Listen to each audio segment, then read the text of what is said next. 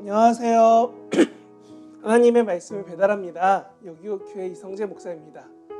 오늘 묵상할 본문은 창세기 40장 1절부터 8절까지의 말씀인데요. 제가 8절을 봉독하고 함께 묵상하도록 하겠습니다.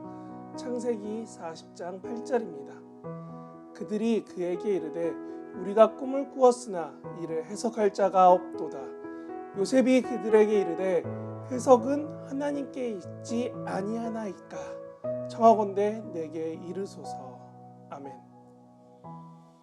요셉은 억울하게 감옥에 들어왔지만 어제 말씀처럼 감옥에서도 관리자가 돼서 여호와의 형통하심을 주변 모두가 알게 하였습니다.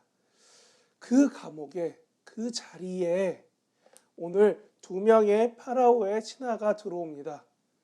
결국 요셉이 들어간 감옥은 마을은 감옥이지만 국가의 VIP만 모이는 곳이었습니다. 오늘 들어온 술과 떡을 맡은 신하라고 말하는 이 사람들은 사실 왕의 힘이 강한 나라일수록 암살의 위험에 노출되어 살기 때문에 그 위험한 독살에서 책임을 회피할 수 없는 자리입니다. 우리가 유추할 수 있는 중세 때나 그쯤에서도 그랬고, 우리나라 조선만 봐도 맛만 보는 기미상궁이나 여러 가지 사람들이 있었습니다. 먼저 맛을 보고 그를 통해서 독을 있다 없다를 알려주는 사람들이었죠. 우리나라 영화 가비에서는 영화에서 커피에 독을 타지만 오늘 본문에 나오는 술이나 음식에 독을 탄다면 왕인 파라오는 무엇도 못해보고 바로 죽을 수밖에 없는 그런 사람이 된다는 겁니다. 결국 오늘 본문의 2명은 파라오 왕의 최측근이며 이들이 지금 요셉이 있는 그곳, 그 자리에 오게 되었습니다.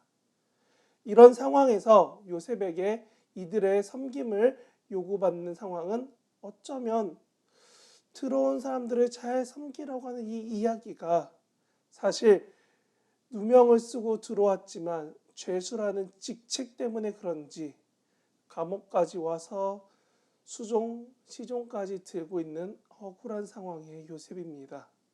그런데 오늘 요셉은 그 자리에서 그 시종마저도 묵묵히 수행합니다. 그런데 오늘 본문에 보면은 갇히자마자 사건이 일어난 게 아니라 여러 날이 지난 후에 아마 요셉이 처음 감옥에 들어왔을 때처럼 아무리 감옥이 좋다지만 감옥은 감옥이고 감옥에 들어온 왕의 측근들은 심리적으로 너무 힘들고 어려운 그 상황을 며칠을 보내게 됩니다. 이리저리 힘들고 고달픈 그 상황 가운데서 갑자기 같은 날에 서로 꿈을 꾸고 그 이야기를 나누어 봤지만 마땅히 자신들을 해석할 방법이 없는 겁니다. 그러니 그 마음이 근심이 가득해지고 얼굴에는 다크서클이 쭉. 오늘날 점을 보기 위해 여러 방법을 사용하듯이 당시의 이집트에선 유명한 신탁은 예언과 꿈을 통해 온다라고 여겨왔습니다. 그런 문화 속에 오늘 2사람이 갑자기 무언가 신탁 냄새가 나는 특별한 꿈을 꾸니 걱정과 근심이 너무 커져서 누가 봐도 심각한 상황인 거죠. 그런 근심을 감옥에서 하고 있으니 이들을 섬기던 요셉이 모를 수가 없게 됩니다. 그런데 말입니다. 오늘 요셉은 사실 이런 분야에 정말 탁월한 사람입니다. 스페셜한 스페셜리스트죠. 요셉이 형들에게 시기를 받은 이유를 여러분 계속 기억하고 계시죠? 바로 자신이 꾼 2번의 꿈이 시샘에서 질투를 넘어서 분노를 만들었습니다. 이렇게 꿈을 해몽하기에 스페셜한 요셉에게 꿈이라는 해결 가능한 문제를 들고 상담하러 온 오늘 이 2사람, 어쩌면 정말 중요한 시기에 중요한 사람을 만난 격입니다. 제가 오늘 요셉이 있는 그 자리에 라는 제목을 가지고 설교를 준비한 가장 큰 이유도 여기에 있습니다. 우리의 삶에 이런 상황을 만날 수 있기 때문입니다. 나는 그저 나의 자리를 지키며 묵묵히 하나님을 바라보고 살아왔는데 어느 날 내가 할 수 있는 일이 정말 큰 섬김이 될 수 있게 되는 것, 특별히 선교와 우리 공동체, 교회 공동체를 섬길 때 이런 특별함은 더더욱 빛을 발할 때가 있습니다. 제가 잘하는 게 다른 사람에겐 어려운 일이 돼서 그 작은 섬김이 크게 인정받을 수 있다는 거죠.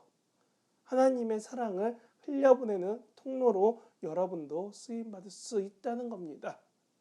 그런데 이런 쓰임과 상황 가운데 중요한 한 가지는 내가 가진 특별함이 아니라 요셉이 8절에서 말하는 것처럼 하나님께서 하시는 일, 하나님께서 하실 일을 인정하고 기대하며 살아내는 것이 중요하다는 겁니다.